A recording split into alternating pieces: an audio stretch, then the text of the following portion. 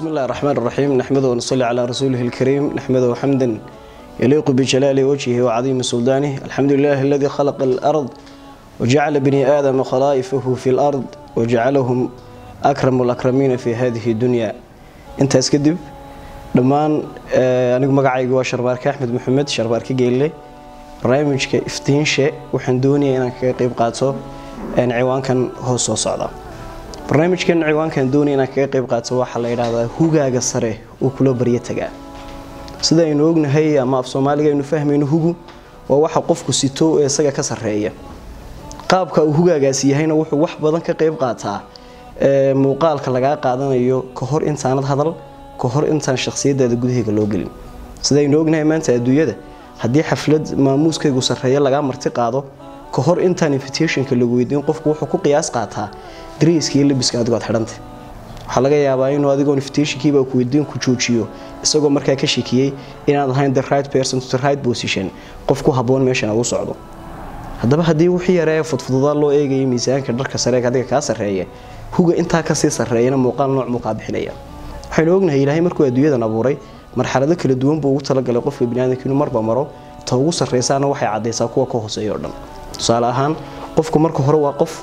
marka dambana waa qoys marka dambana waa qabiil marka dambana waa qoomiyad marka dambana waa qaran marka dambana waa qaarad markaas ay qaaradu tartamaan iyaga dhexdooda haddii qofnimadaadu wax ka jaban yihiin inaad hagaajisataaba ku haboon haddii qoysnimadaada iyo doorashadaadii hore wax ka qaribay yihiin iyada lafteedu waa meel hoos ku dhigaysa qabiilka iyo qaranka iyo saasay soo socotaa haddaba maanta huga adduunyada ugu sareeya lagu tartamay waa noocma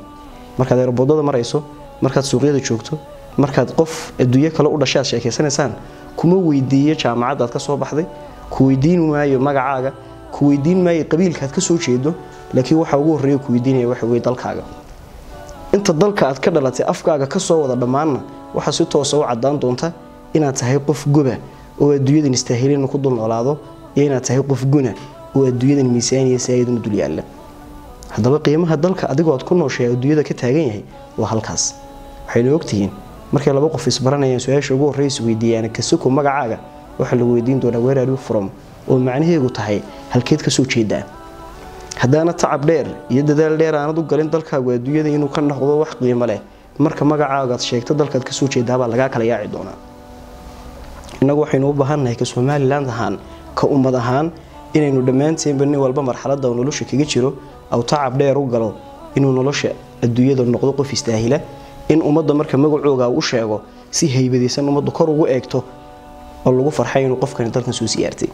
waxaad ogtiin adduunyada maanta baasaboorada dadku gudaha jeebabka ku sitaan waxay ku kala qiimo badan yihiin imsa dalbu qofkan gali kara bila fiise baasaboorka maanta adduunyada ugu qiimaha badan waa Mareykan oo waxa lagu galaa 147 dal iyadoo lagu weydiin fiise waxa ku xigay Ingiriis oo waxa lagu galaa 145 dal waxa ku xigay Jarmal iyo Sweden iyo Talyaani iyo Korea iyo Saud waxaan sib daraa maanta Soomaaliland ama si guud dunida dambe baasaboorku waa zero oo dal kaliya lagu magala bila fiisa dalka kugu ixtiraam badani waa dalka fiisa ku siiya laakiin ma jirto dal intaad ka soo degto si yar oo sahlan ku oranaya dalka ku soo dhow sidaa darteed inagu waxaynu u baahan doonaa markaynu adduunyada doonayno inaynu qayb ka mid noqono inaynu tartan iyo dadaal iyo halgan inta ka duwanayno u galno dalkeena adduunyada inuu wax qiimo leh oo macna leh oo ka dul noqdo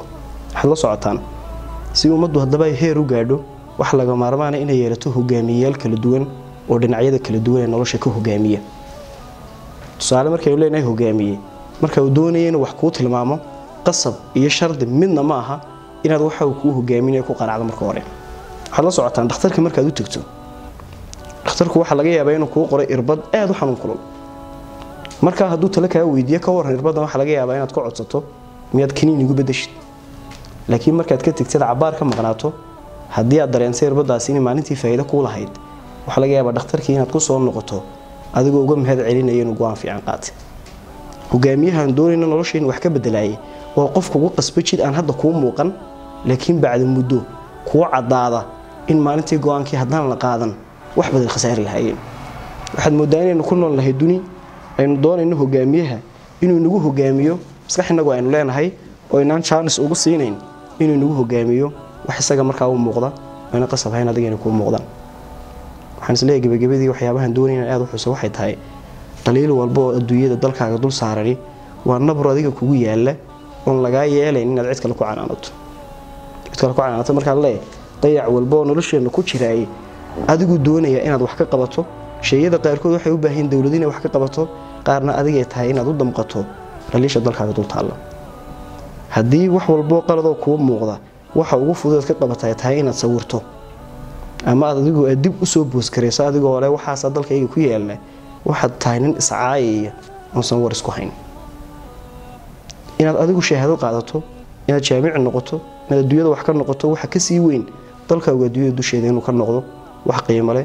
oo indhaha haybad leh adduunyada marka dul maraysa lagu eego waxa laga marmaan inaynu diiwaan gashanahay oo qof walba inaga naga mid ah iyo qofka inaga doonayno kala garan karayno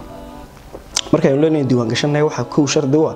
ama aynu dareemayna diiwaan gelintu ma kaliya wax yar oo aynu ka fikirayno dadka soo galay baa la naga qabanaya macnaheedu ma inaga dhexdeena shuruucdeena oo dhan waxay ku saleysmayaan inaad qofkan garanaysa waxa uu yahay tusaale kuma ma soo qaadanay adduunyada marka waxyaabaha aad kan la yaabo waxa kamid ah baabuurta shirkadaha kireeya baabuurta kala duwan yaa waxa laga yaabaa in 3 saacadood ka kireeyaan 3 saacadood marka aad gibilay maraysan ay ku dhamaato xaruntu dabcan waxay halka ku leedahay meel lagu xareeyo baabuurtii lagu xareeyo waxyaabaha aad ka interesting ka waxa kamid ah muddo kadib baa waxay soo boos gareynayaan qoladii gabadhida lahayd in 30 gaari u baahan in Hargeysa lagu celiyo waa darawal bilaasha iyaguna ay ka faa'iidayaan darawalkuna ka faa'iideeyeen inuu Hargeysa tagay isagoo lacag bixin kabacdi waxa lagu oranayaa gabilay Hargeysa waxay isku jiraan saacad iyo 3 saacadood nagu geynayeen macnaheedu waxa weeye yaa saacadna gaariga ku xareeyay 2 saacadood isagu ku muraadsanayay markaas website-ka la iska diiwaan galiyay anigoo hebel ah ayaa doonay gaariga inaan adis ka xeeyo aniguna aan ku shaqeysto marka meesha tigtada magacaaga sheegi waa la eegay adduunyada liiskad ku jirto waa la eegay inta imsa lagu kalsoonaan karaa ka bacdi gaariga waa lagu dhiibay social code wada shaqeynta dhamaantii waxa salo ah in iyagu dhexdooda iskaranayaan oo qof kale saaciidana ku jira waxa laga maarmaana inay noqono ummad ku qanacsan adduunyada ku dul nooshahay isla markaana diyaar u ah inay wax ka bedesho saameyn ku yeelato xasuusna ku yeelato ilaahay subxaanahu wa ta'ala qofka bini aadanka kuma itixaamo waxauna ka bixi karayn kuma imtixaamo sida darteed buu ilaahay wuxuu ku dhaliyay Afrika waliba wuxuu ku sii dhaliyay Somaliland taa macnaheedu ilaahay wuxuu ogaa karti badan oo adiga kugu jirta oo Somaliland inta kor ugu soo qaado marka koobaad Afrika kula tartansiiso marka labaadna caalamka adduunyada oo dhanba Somaliland kula tartansiiso adiga ku taala inaad labada go'aan mid qaadato inaad tiraahdo ilaahay go'aankan aniga kuma habooneyn oo Somaliland ma ihi dadkii wax ka bedeli kari lahaa ilaahuma meel horumarto niga dhalisid ama aanu hayaamo oo safar dheer u gala meesha dadkii lahaa wax ka qabteen inaan tago adigu markaa isweydii go'aankii ilaahay qaatay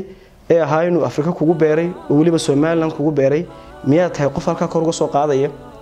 oo gaarsiinaya meeshii ilaahay ku waday ee adduunyadan ahayd inuu wax kaga qayb qaato mise waxa oranaysaa ilaahay oo go'aankaas aniga iguma haboona aniguna Somaliland ma yihi qofkii wax ka bedeli kari lahaa ee adduunyada horumartay ma dhinac ka galaya qof kale aan rajeynaya inuu booskiisa buuxiyo taas macnaheedu waxa weeye ilaahay imtixaankii aniga aad saartay oo ka soo bixi kari waayay ma yihi right person to the right position qofkii Somaliland wax ka qaban kari lahaa ama Afrikada madow wax ka qaban kari lahaa ma yihi ee waxaan badaha iyo suuqyada u galayaa inaan tago dal dadkii lahaa wax ka qabsadeen oo iyaga la noolaado anigu waxaan isleeyahay waa go'aan qaldan anigu waxaan isleeyahay ilaahay subxaanahu wa ta'ala marka horeba isagoo go'aamadiisu qaldanayn ayuu ku saxnay inuu Afrika naga abuuray oo ku saxnay inuu Somaliland naga abuuray ilaahayna ballantiisii waynu buuxin doonaa adduunyadana waynu tusi doonaa meelaynu joognaba inaan awood u leenahay go'aanka ilaahay qaatayna sax aha inuu Somaliland naga beeray inaynu ku faraxsanaan doonaa Somaliland inagayna sugi doontaa Afrika inagayna sugi doontaa caalamka islaami inagayna sugi doonaa inaynu wax ka bedelo oo inuu adduunyada gaarsiino dhamaantiin waan ku faraxsanahay inaynu barnaamijkan isku aragnay meel aad joogtaanba ku soo caafimaad iyo cibaado suuban meel aad joogtaanba ku noolaada farxad iyo rajo badan waxaynu joognaa bishii Ramadaan waxaynu joognaa bishii Ilaahay subxaanahu wa ta'ala quraankiisa soo dejiyay waa bishii Ilaahay subxaanahu wa ta'ala guulaha badan muslimiinta siiyay waxaan rajeynayaa ugu dambeyntii inaynu arki doono Ramadaanna intan ka badan idinku caafimaad qaba cibaado ku gaadhay inaguna aynu caalamka u tirsannahay wax jirana ka nahay السلام عليكم ورحمة الله وبركاته. رمضان كريم.